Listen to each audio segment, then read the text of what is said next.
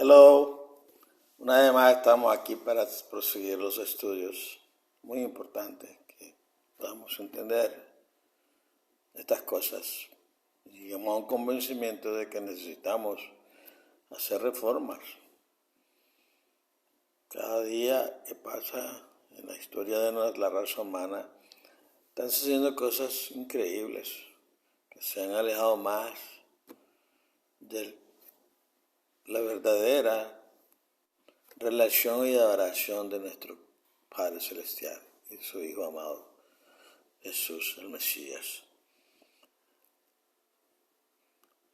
Yo estoy haciendo inquietud en muchos de ustedes para que salgan, como dicen, salgan del nido y comiencen a ver las cosas alrededor y estudien las profecías y estudien las escrituras. Parte así vamos a poder entendernos bien y prepararnos, que sea por la muerte, que sea para la gran tribulación o el traslado con nuestro Padre Celestial y su Hijo amado. Les saludo grandemente, les agradezco porque tengo una oportunidad de poder conversar con ustedes a través de esta grabación de las redes sociales. Que sirva de mucha bendición, es mi deseo, no simplemente por presentar un programa, ¿no? Algunos de ustedes no me conocen, me están comenzando a conocer, algunos me conocen.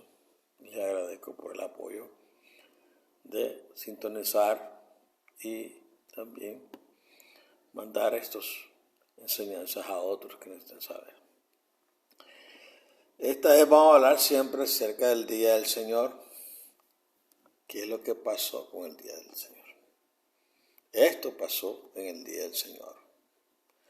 La mayoría de los cristianos creen que el domingo es el Día del Señor. Creen que Jesús transfirió el carácter sagrado del séptimo día, el Shabbat, el sábado, al domingo, el primer día de la semana cuando resucitó. Si Jesús realmente hizo este cambio, debería haber evidencia suficiente en la Biblia para probar o refutar la afirmación. Debido al que el tema del Día del Señor es muy importante, es importante que sepamos qué día de la semana es el Día del Señor. Prueba del Nuevo Testamento para la adoración dominical. Utilizan estos versículos. Vamos a escudriñar lo que significados son. Solo hay 8 textos en el Nuevo Testamento que mencionan el primer día de la semana. El apoyo bíblico a la santidad del domingo, si existe, tendría que provenir exclusivamente de estos versículos. Aquí están los textos de referencia. Mateo 28:1, Marcos 16:2, Marcos 16:9, Lucas 24:1, Juan 20:1, Juan 20:19, Hechos 27, 1 Corintios 16:2. Apúntelos. Vamos a hablar sobre eso.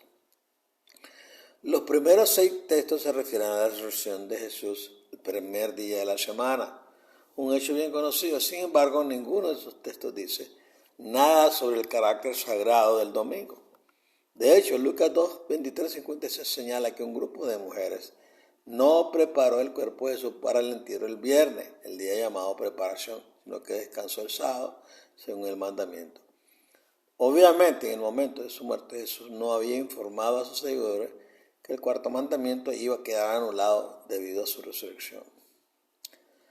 Dado que los primeros 6 textos simplemente discuten la resurrección de Jesús, investigaremos los 2 versículos restantes y notaremos la ausencia de cualquier mandamiento de observar el domingo como el día santo de adoración del Señor. Hechos 27. ¿Cómo prueba de la adoración dominical? Lo utilizan. Algunos de los estudiantes de la Biblia se refieren a Hechos 20 como evidencia de que los apóstoles practicaban el culto dominical. Note, el primer día de la semana nos reunimos para partir el pan. Pablo habló al pueblo y como tenía intención de partir al día siguiente, habló hasta la medianoche. Hechos 20, versículo 7. Consideremos los detalles de entre este versículo. tiempo bíblico, un día comienza al atardecer y termina al atardecer siguiente. Desde la creación, la rotación de la tierra ha producido este proceso inmutable. Los judíos en los tiempos de Cristo consideraban un día desde la tarde hasta la tarde y guardaban el sábado, desde la puesta del sol del viernes hasta la puesta del sol del sábado. Compara Lucas 23, versículos 50-56, con Levítico 23, 32.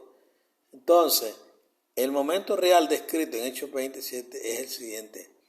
Pablo permaneció con los creyentes en Troas durante 7 días, Hechos 26. Al comienzo del primer día de la semana, a la hora de cenar, los creyentes se reunieron para cenar con Pablo y despedirse de su amigo. Recuerde, el primer día de la semana, en el tiempo de Pablo, comenzaba el sábado por la noche al ponerse el sol, o lo que ahora llamamos sábado por la noche. Después de la cena, Pablo predicó hasta la medianoche del sábado. Una hora más tarde, el domingo por la mañana, primer día de la semana, salió de Troas hacia Asos. Entonces Pablo se reunió con los creyentes para cenar y predicó hasta la medianoche del sábado por la noche. Una cena de despedida y una reunión del sábado por la noche cambian o anulan el cuarto mandamiento de Dios. No. Incluso si Pablo decidiera adorar el martes por la noche, ¿anularía esto la ley de Dios? No. Solo Dios puede anular su propia ley. Algunos teólogos, predicadores y pastorcitos afirman que el término fracción del pan indica que la visita de Pablo fue una comunión o un servicio de adoración. No es eso real. En Lucas 24, 13 al 31, Jesús partió el pan a la hora de cenar con 2 compañeros después de caminar con ellos más de 7 millas hasta Emaús. Incluso hasta el día de hoy, partir el pan sigue siendo una costumbre en Oriente, ya que el pan se hornea firme y literalmente se rompe antes de poder comerlo. También sabemos que Jesús partió el pan el jueves por la noche con los discípulos, la Pascua. Si partir el pan significa que se llevó a cabo un servicio de adoración, ¿por qué eso conduciría un servicio de adoración al atardecer en Emaús, justo cuando comenzaba el segundo día de la semana? Si se suponía que la reunión de Pablo sería un servicio de adoración, Hechos 27, no da ninguna indicación de que esto haya ocurrido. Ya vamos a Hechos 2:27, un texto misterioso porque Pablo no dirigió un servicio dominical en Troas. En realidad, celebró una reunión el sábado por la noche, la primera parte del primer día de la semana, en los tiempos bíblicos, pero hoy se considera la última parte del 7º día. Los judíos todavía cuentan un día desde la puesta del sol hasta la puesta del sol. Hoy en día nosotros los gentiles contamos un día desde medianoche hasta medianoche. Entonces, si los cristianos realmente siguieran el ejemplo de Pablo como autoridad para el tiempo de oración, adorarían el Shabbat, el sábado por la noche, entre la puesta del sol y la medianoche. Nuevamente, una mirada honesta y objetiva a este texto indica que Dios no dio ninguna autoridad para la observación del domingo. 1 Corintios 16:10. ¿Cómo evidencia del culto dominical? Algunos cristianos usan el siguiente texto para demostrar cómo Pablo insistió en que el primer día de la semana se usara para recolectar ofrendas para los pobres. Note. Ahora, acerca de la colecta para el pueblo de Dios, hagan lo que les dije a las iglesias de Galacia. El primer día de cada semana, cada uno de vosotros debe apartar una cantidad de dinero conforme a sus ingresos y ahorrarla para que cuando yo venga no hay que hacer colecta. Luego cuando llegue, daré carta de presentación a los hombres que tú apruebes y los enviaré con tu regalo a Jerusalén. 1 Corintios 16, 1 al 3. En los días de Pablo, el dinero no era un medio de intercambio común como lo es hoy. La mayor parte del comercio se realizaba mediante trueque. Por ejemplo, una persona podría cambiar un pollo por tela o cerámica. Pablo ordenó a la iglesia de Corinto que comenzara cada semana vendiendo o intercambiando para poder obtener una suma de dinero. Prefería llevar consigo dinero para dárselo a los creyentes próximos de Jerusalén, ya que viajar con gallos, cabros, alfarería y otras cosas de valor era muy difícil, si no imposible.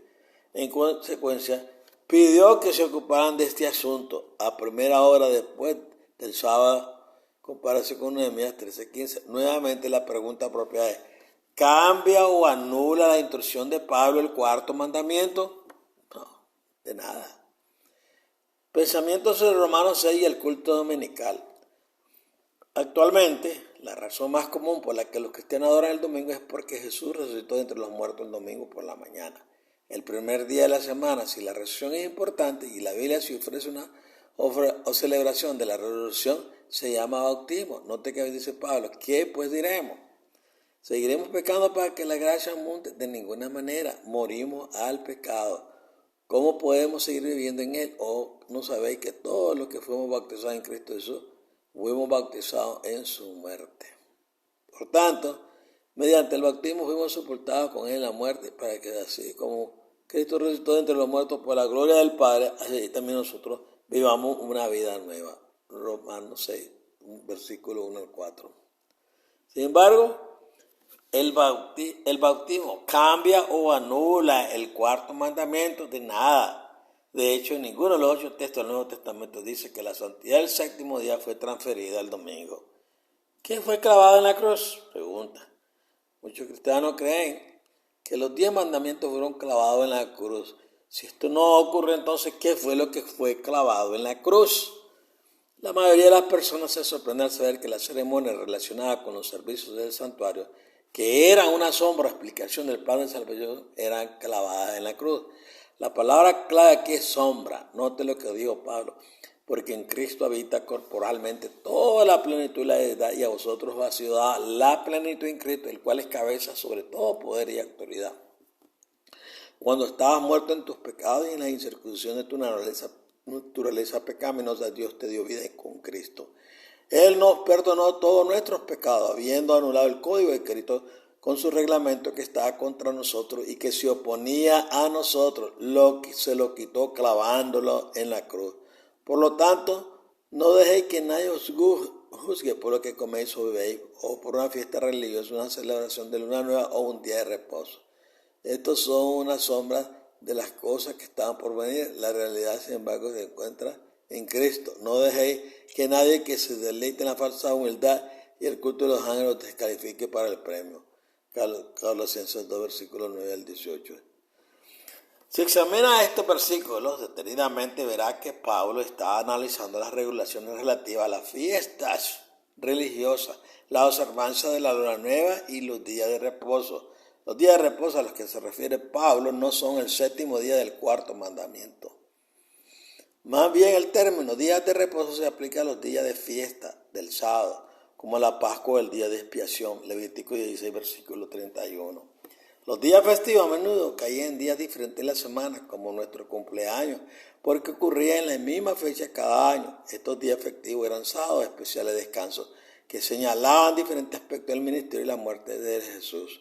Por ejemplo, la Pascua no solo recordó a los judíos liberación en Egipto, sino que también señaló un momento en que el Cordero Pascual, Jesucristo, moriría para que todas las personas pudieran ser liberadas de la esclavitud del pecado.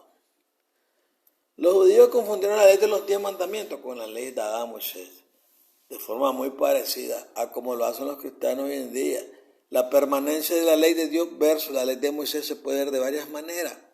Primero, la ley mayor, los 10 mandamientos, fue escrita en piedra por el propio dedo de Dios y guardada dentro del arca. La ley de Moisés, ley ceremonial o menor, fue dada por Dios para que Moisés, hombre, la escribiera y la guardara en un bolsillo al costado del arca. Véase Deuteronomio 10, versículo 1 y 2, capítulo 31, versículo 26. Una ley era permanente, la obra era temporal. Por eso el arca fue llamado a menudo el arca del pacto, ya que los 10 mandamientos son la base del pacto de Dios con el hombre. Este pacto dice, si eligieres obedecerme, seré tu Dios. Deuteronomio 30, del 9 al 11.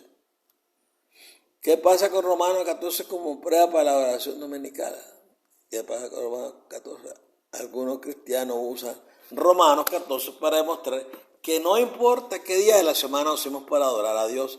Note el texto, aceptar aquel cuya fe debe sin jugar asuntos discutibles. La fe de un hombre le permite comer de todo, pero otro hombre cuya fe debe solo comer verdura. El hombre que come de todo no debe menospreciar al que no lo come. Y el hombre que no come de todo no debe condenar al que lo come, porque Dios la ha aceptado. ¿Quién eres tú para jugar al siervo ajeno? Para su propio amo él está en pie o cae, y él permanecerá, porque poderoso es el Señor y para hacerlo estar firme. Un hombre considera un día más sagrado que otro hombre considera todos los 2 días iguales.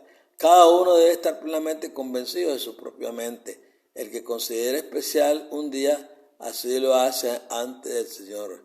El que come carne, come para el Señor, porque da gracias a Dios, y el que se abstiene, lo hace para el Señor, y de nosotros muere solo para sí mismo. Si vivimos, vivimos para el Señor, y si morimos, morimos para el Señor. Entonces, ya sea que vivamos o muramos, pertenecemos al Señor. Por eso como Cristo murió y volvió a la vida para ser Señor tanto de los muertos como de los vivos. Tú entonces, ¿por qué juzgas a tu hermano? ¿O por qué menosprecias a tu hermano? Porque todos estaremos ante el tribunal de Dios. Romanos 14, versículos 1 al 10. El contexto de estos versículos no implica que podamos orar a Dios cuando nos apetezca.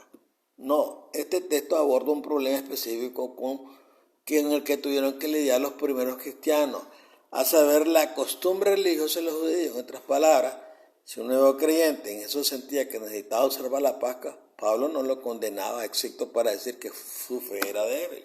Además, si el nuevo creyente no podía comer conscientemente carne comprada en el mercado, por temor a que no hubiera sido sacrificada correctamente, que hubiera sido ofrecida ante los ídolos, Pablo dijo que dejara en paz a estas personas.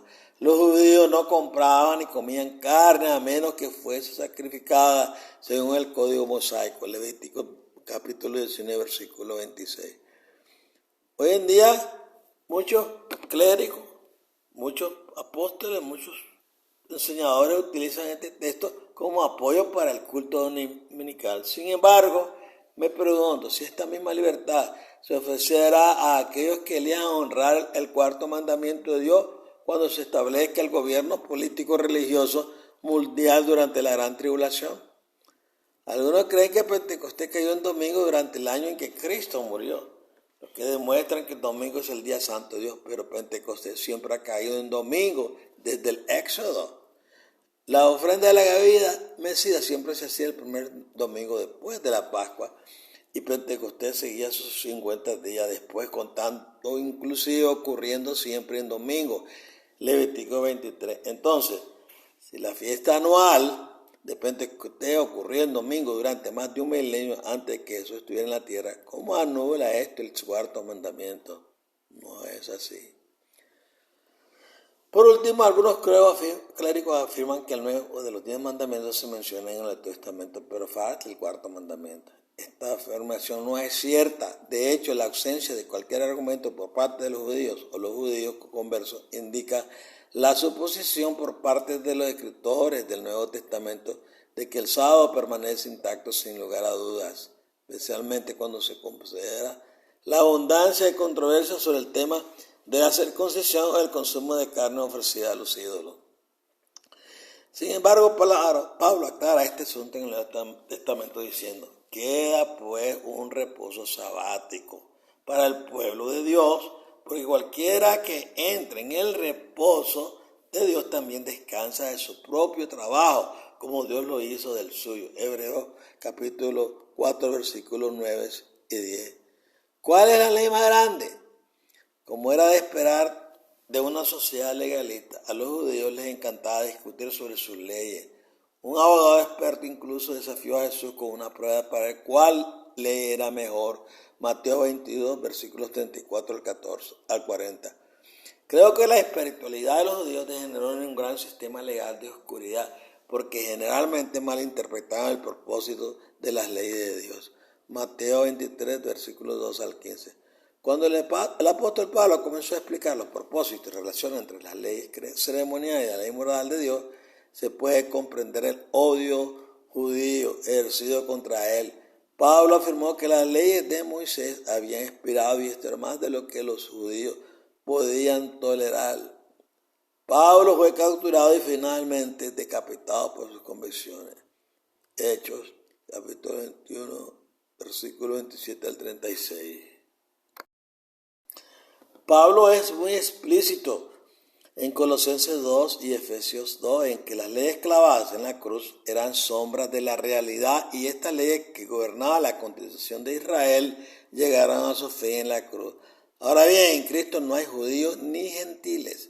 Las leyes ceremoniales que exigen la observancia de las lunas nuevas, las fiestas del sábado y el sacrificio de cordero se han vuelto innecesarias porque el Cordero de Dios ha muerto quitando la sombra sobre la salvación y haciéndola visible para todos. En otras palabras, las leyes ceremoniales eran temporales hasta que se cumplieran su significado. Entonces considera el dilema de Pablo. ¿Cómo podría lograr que los judíos comprendieran el verdadero significado de las leyes ceremoniales y dejaran de hacer algo que habían estado haciendo durante casi 1800 años? Tenemos el mismo problema hoy. ¿Cómo puede toda una nación cambiar de la observancia del domingo a la observancia del sábado?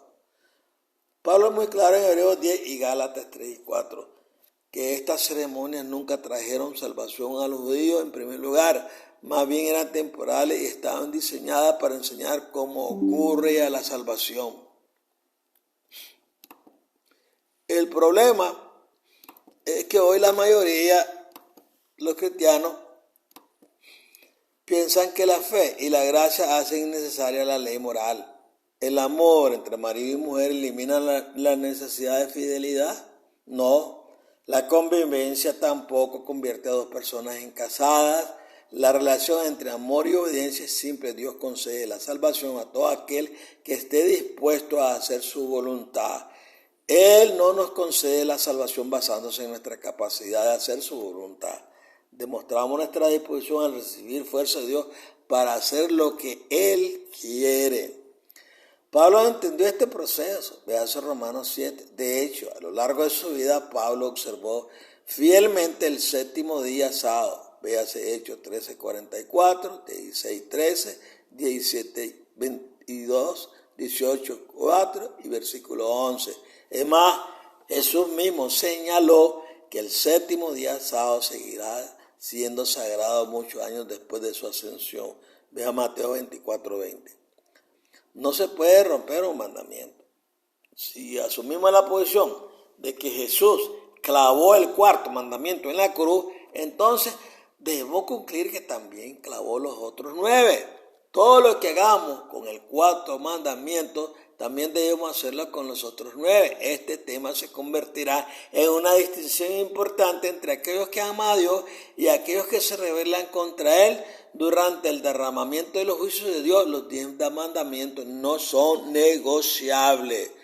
Son una unidad que representa la voluntad revelada de Dios. Los 10 mandamientos fueron escritos en 2 tablas de piedra porque se basan en 2 principios duraderos: el amor de Dios y el amor al hombre. Los primeros 4 mandamientos explican cómo debemos amar a Dios. Los últimos 6 mandamientos explican cómo debemos amar a nuestro prójimo. Un punto más: la madurez en Cristo comienza cuando reconocemos los reclamos de la ley de Dios sobre nuestra vida.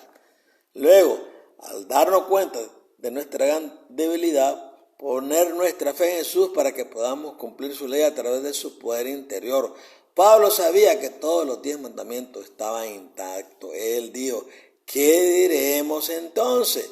¿Es la ley pecado? Ciertamente no. De hecho, yo no sabría lo que es el pecado sino por la ley, porque yo no sabría lo que es codiciar si la ley no dijera no codicia. Romanos 7, versículo 7. Santiago escribe: si realmente guardas la ley real que se encuentra en las Escrituras, amarás a tu prójimo como a ti mismo. Estás haciendo lo correcto. Pero si mostráis favoritismo, pequéis y la ley no condena como transgresores. Porque quien guarda toda la ley, sin embargo, tropieza con un solo punto, es culpable de violarla toda. Porque el que dijo no cometerás adulterio también dijo no mates. Si no cometes adulterio, pero si matas, te has convertido en un transgresor de la ley. Santiago 2, versículo 8 al 11. Santiago nos lleva a una conclusión importante y fundamental respecto de la ley real o ley del rey. Él dice que debemos obedecer todos los mandamientos. Si violamos cualquier de ellos, somos culpables de violarlos todos, porque la ley del rey solo se cumple a través del amor. Primero, debemos amar a Dios con todo nuestro corazón, mente y alma, y luego a nuestro prójimo como a nosotros mismos. ¿Cómo debemos expresar nuestro amor por Dios? Jesús dijo, si me amáis, obedeceréis lo que os mando. Juan 14:15. Santificar el sábado no salvará a nadie, y poner ley de los sábados tampoco salvará a nadie. Por eso el examen final de la raza humana está cuidadosamente diseñado para poner a prueba nuestra relación con Jesús. La base para la salvación es la fe. Fe es hacer lo que Dios requiere a cualquier precio. Dado que la vida eterna viene solo a través de la fe, y dado que todos los medios de supervivencia humana serán eliminados en el futuro, tú y yo necesitamos una gran fe en Dios para permanecer leales a Él. Si parece difícil obedecer a Dios ahora, ¿cómo será entonces en los tiempos duros? El séptimo día de la creación es nuestro sábado. La Biblia revela cómo deben adorar los súbditos de Dios. Esto no es un asunto dejado al diseño humano. Desafortunadamente, el diablo durante los últimos 6,000 años ha oscurecido la verdad de Dios e implementando muchas religiones falsas en todo el mundo.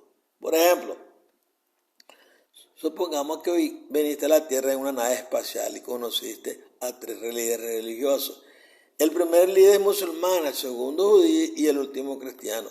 Le hace a cada persona la misma pregunta. ¿En qué día de la semana adoras? El musulmán diría el 6º día, o viernes, porque Mahoma descansó el viernes de su viaje. El judío diría, adora el 7º día de la semana o sábado, como lo requiere el 4º mandamiento. El cristiano diría, voy a la iglesia un domingo, el primer día de la semana, debido a la resurrección de Cristo. Al dejar la tierra en su nave espacial se maravilla ante este interesante punto. Estos 3 cuerpos religiosos representan el 50% de los habitantes de la tierra y cada cuerpo religioso afirma tener la verdad sobre Dios. Cada sistema religioso también declara que los otros 2 sistemas religiosos son falsos y sin embargo, sin saberlo, confirman una verdad. Su veracidad confirma que el ciclo semanal permanece intacto. He aquí cómo el 6º día de la semana es adyacente al 7º día, que resulta ser adyacente al primer día de la semana. En otras palabras, cada sistema religioso adora un día único que son adyacentes entre sí. Este hecho confirma la perpetuidad de la semana de la creación desde que Jesús estuvo en la tierra y muestra que el ciclo semanal no ha sido alterado. Los israelitas han adorado formalmente en el 7º día desde el Éxodo en 1437 a.C. Los cristianos en Roma, según Justino Marte, han adorado formalmente en el primer día de la semana desde el año 150 después de Cristo. Y los musulmanes han adorado formalmente en el 6º día de la semana desde el siglo VI después de Cristo. Si el ciclo semanal se hubiera alterado de alguna manera, estos días santos de adoración no serían adyacentes entre sí. El 7º día, sábado, sigue siendo el día santo de Dios, tal como lo fue en la creación. Entonces, ¿qué pasó con la adoración tradicional del sábado? Entonces, ¿cómo iba a ser el domingo el día conocido como el Día del Señor? ¿Quién hizo el cambio y cuándo ocurrió? El material que documenta el cristianismo del primer siglo es escaso e imperfecto. Los mejores registros de esta periodo se conocen como los escritos de los padres apostólicos. Estos documentos no son parte de la Biblia ni tienen la autoridad de la Biblia, pero sí ofrecen un vistazo al pensamiento religioso de esa época. La era apostólica, esta parte incluye varias referencias antiguas para su consideración, porque un gran número de eruditos han tratado de probar a partir de estos escritos antiguos que la observancia del domingo es una práctica ampliamente aceptada durante la era apostólica, del 30 después de Cristo al 100 después de Cristo.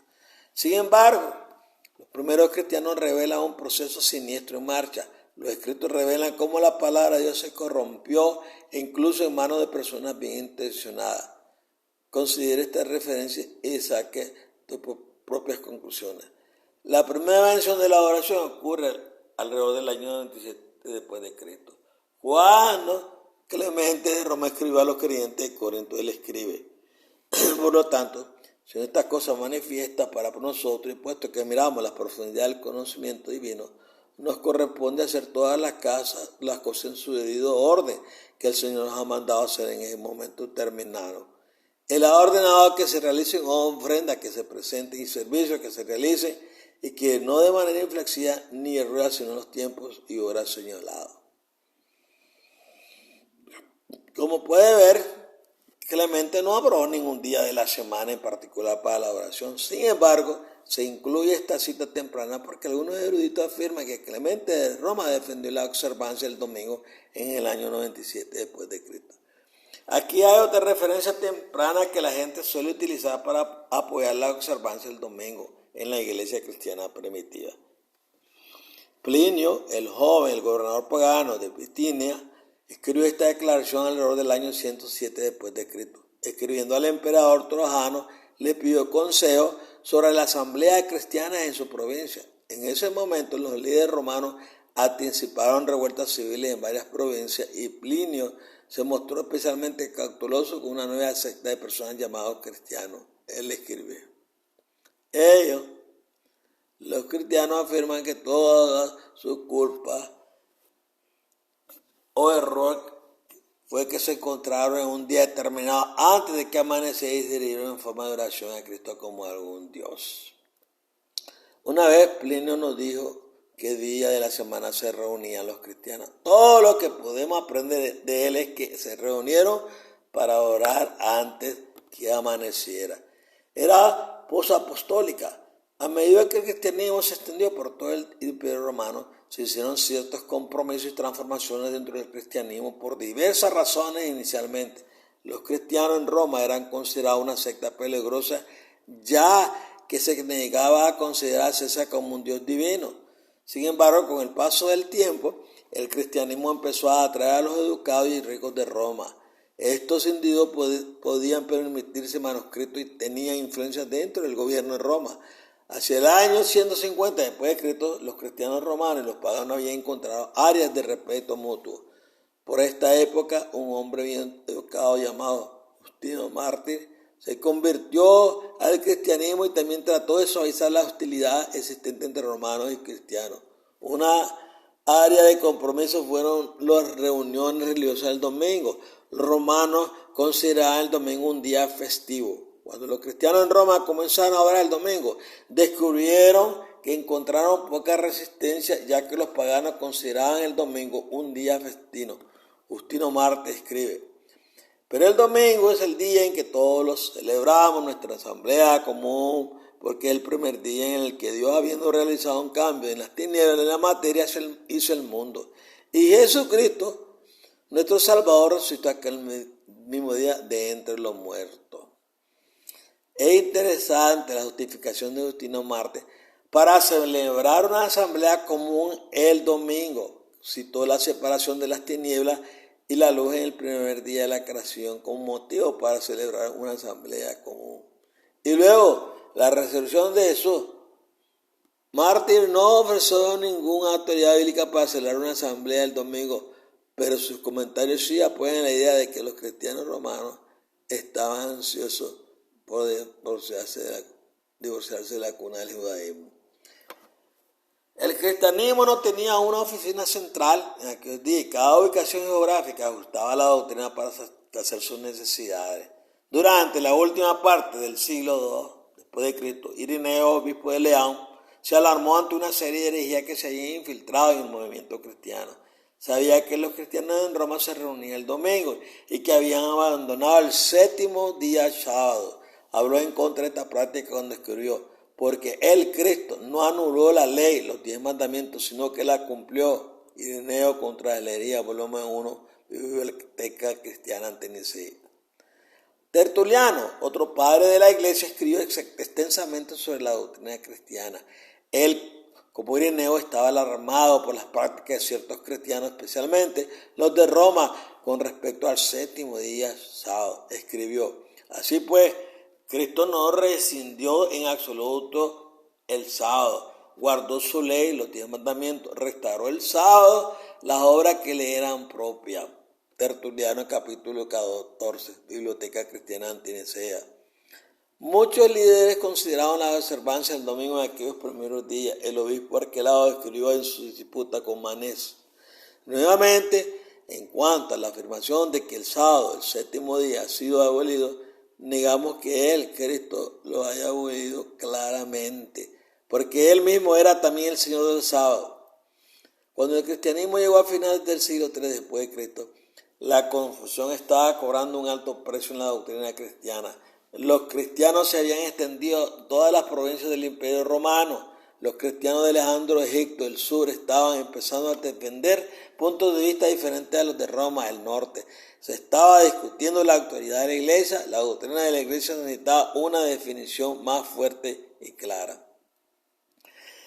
Se plantearon cuestiones sobre las cuales hubo poco acuerdo. Los factores culturales, lingüísticos y sociales comenzaban a definir la cristiandad según la geografía.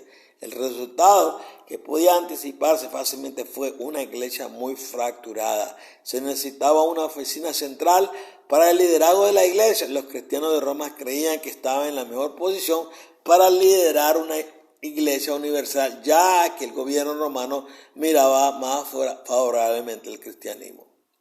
Cuando Constantino subió al trono, utilizó el cristianismo para obtener ventajas políticas. Constantino pensó que el cristianismo podría unificar el imperio romano al respaldar una versión romana del cristianismo. Constantino puso en marcha una poderosa secuencia de acontecimientos.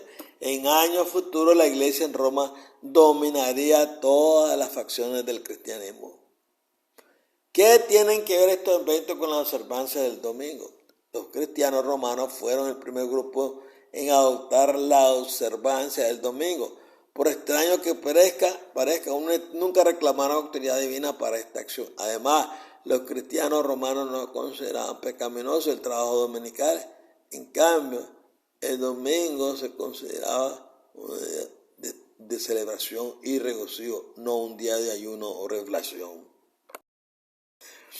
Constantino era un político astuto. Cuando ascendió al trono, el imperio romano estaba fracturado por la etnia. Constantino buscaba una manera de unificar al imperio y vio el cristianismo como un medio para lograr un fin. Por lo tanto, adquirió la religión, bautizó a su ejército en el cristianismo, haciéndolos marchar a través de un río para promover aún más su religión y sus intereses políticos. Implementó la primera ley dominical en el año 321 después de Cristo.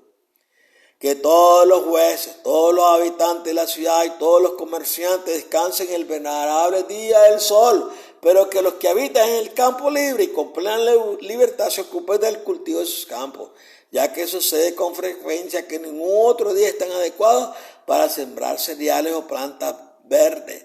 Por lo tanto, no se debe dejar pasar el tiempo favorable, no sea que se pierda la provisión del cielo. Esto se promovió el 7 de marzo 321 después de Cristo como ley. Constantino lo exige. Por supuesto, este decreto fue un gran placer para los obispos de Roma, ya que los objetivos de la iglesia romana y los objetivos del gobierno iban en cursos paralelos.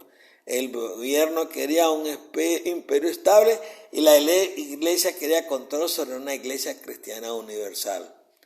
Hay un mundo ahí afuera. Aunque la iglesia romana se reunía el domingo cuando Constantino emitió su decreto, la mayoría de los cristianos todavía observaban el séptimo día.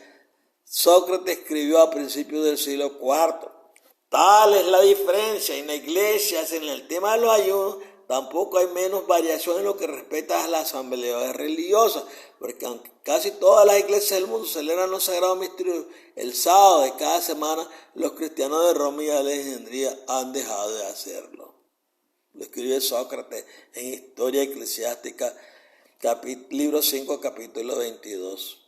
Sin embargo, el decreto de Constantino no redujo la importancia del séptimo día sábado para la mayoría de los cristianos.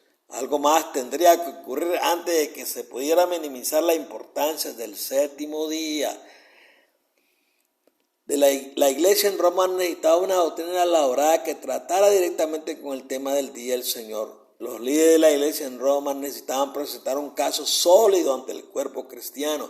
Entonces, la doctrina de la observancia del domingo fue ideada por Eusebio, un confidente cristiano y consejero de Constantino. Note su argumento a favor de la observancia del domingo. Por lo tanto, como ellos, los judíos, la rechazaron la ley del sábado por la palabra de Cristo, por el nuevo pacto, tradujo y transfirió la fiesta del sábado a la luz de la mañana y nos dio el símbolo del verdadero descanso, a saber, el día del Señor Salvador, el primer día de luz en que el Salvador del mundo, después de todo su trabajo entre los hombres, obtuvo la victoria sobre la muerte y traspasó los portales del cielo, habiendo realizado una obra superior a los 6 días de creación. En este día, que es el primero, día de luz y del sol verdadero, nos reunimos después de un intervalo de 6 días y celebramos sábados santos y espirituales, incluso todas las naciones reunidas por él en todo el mundo, y hacemos estas cosas conforme a la ley espiritual que fue decretada para que los sacerdotes la cumplieran en sábado. Y todo lo que debe hacerse en sábado, esto lo hemos transferido al día del Señor como más apropiadamente le pertenece, porque tienen procedencia y es el primero en rango y más honorable que el sábado judío. Todo lo que debe hacer en sábado lo hemos transferido al día del Señor. Eusebio, que vivió 300 años después de Cristo, es el primer hombre documentado que afirma que Cristo cambió el día de adoración. Entonces, Eusebio testifica que él y otros han transferido todas las cosas que deber hacer en sábado al domingo. Observe que Eusebio no ofrece ninguna autoridad bíblica para el cambio. Además, ningún padre o autoridad de la iglesia durante ese periodo secundó las afirmaciones de Eusebio. Ni Eusebio citó de otra fuente. Eusebio simplemente tomó en sus manos el espinoso problema de la adoración y se convirtió en el padre de una doctrina falsa que favorecía a la iglesia en Roma. ¿Pueden los simples mortales cambiar la ley de Dios Todopoderoso? En apenas 300 años los cristianos repitieron el fracaso de los judíos. Los cristianos alteraron las verdades más claras de la palabra de Dios. Jesús dijo de los judíos: en vano me adoran, sus enseñanzas no son más que reglas enseñadas por hombres. Mateo 15:9. Incluso con la bendición de Constantino sobre los escritos de Eusebio, el séptimo día, sábado, no desapareció en las iglesias cristianas. Para el año 460 después de Cristo, Sosomén escribió: no se celebran asambleas en todas las iglesias al mismo tiempo ni en la misma forma. El pueblo de Constantinopla y de casi todas partes se reúnen el sábado, séptimo día, así como en el primer día de la semana, costumbre que nunca se observa en Roma o Alejandría. Los estudiantes de la historia de la iglesia saben que la iglesia en Roma finalmente dominó el cristianismo. Con el tiempo el imperio romano se convirtió en el Sacro Imperio Romano y el obispo de Roma se convirtió en el obispo de la iglesia cristiana universal. Durante casi 13 siglos los reyes y reinas de Europa estuvieron subordinados al obispo de Roma. Este gran periodo de dominación de la iglesia fue apropiadamente llamado la Edad Oscura, porque el domingo religioso es un amo cruel. Resumen: la observancia del domingo comenzó en Roma como un compromiso con los paganos. La mayoría de los cristianos romanos eran de ascendencia judía, por lo que el judaísmo y el sábado no se consideraba un tema de alta prioridad. De hecho, los primeros cristianos en Roma no querían ser identificados con el judaísmo, ya que los judíos eran odiados en Roma. Los primeros cristianos en Roma estaban predispuestos a reunirse los domingos para celebración religiosa, ya que esta era la práctica pagana en Roma, y no consideraban que sus acciones tuvieran ramificaciones serias en los siglos venideros. Sin embargo, con el paso de los siglos, la iglesia de Roma se convirtió en la principal iglesia cristiana del mundo. Alrededor del siglo III después de Cristo, el día del Señor se convirtió en un tema de gran preocupación. Eusebio construyó una doctrina para justificar la observancia del domingo, y Constantino implantó una ley dominical en el año 321 después de Cristo para unificar el imperio romano. Hoy en día, casi todo el cristianismo adora el domingo. Las denominaciones protestantes todavía muestran lealtad a la iglesia en Roma de celebrar el culto del domingo.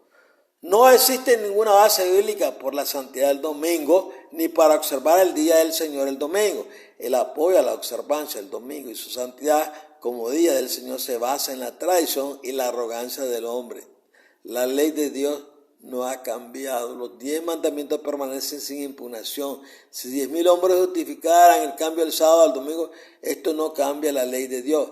El cuarto mandamiento todavía establece el séptimo día de la semana como el día santo de Dios. Me gustaría cerrar esta parte con 3 textos. El primer texto fue escrito por el rey Salomón. Ahora todo ha sido escuchado. Aquí está la conclusión del asunto. Teme a Dios y guarda sus mandamientos, porque este es todo el deber del hombre. Porque Dios traerá a juicio toda obra, incluso todo lo oculto, ya sea bueno o malo. Eclesiastés capítulo 12, versículos 13 y 14. Jesús dijo: si obedeces mis mandamientos, permanecerás en mi amor, así como yo he obedecido los mandamientos de mi Padre y permanezco en su amor. Juan 15:10. Entregar tu vida a eso significa que decides obedecer los mandamientos de Dios a cualquier costo, que incluye su sábado. Piénsalo de esta manera: Dios nos ofrece a usted y a mí un día de vacaciones cada semana de las preocupaciones de este mundo. Él promete sostener todo lo que hagamos hasta que regresemos al trabajo para que nada se pierda. Fe en Dios significa estar dispuesto a obedecer a Dios cuando consideramos su maravillosa oferta.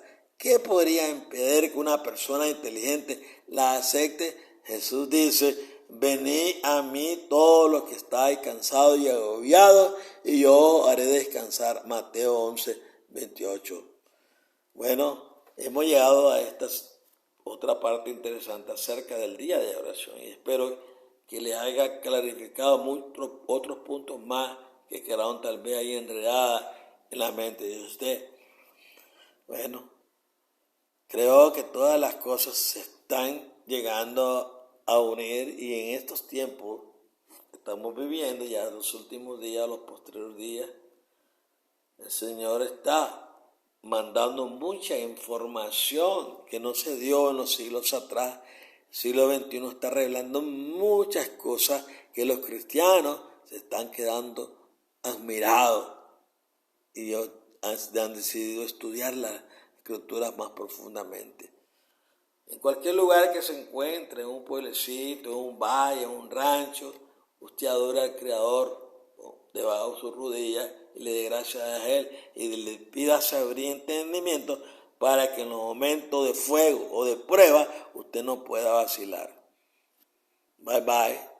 De ustedes el Señor va a sacar remanente para la gloria y honra de su Padre.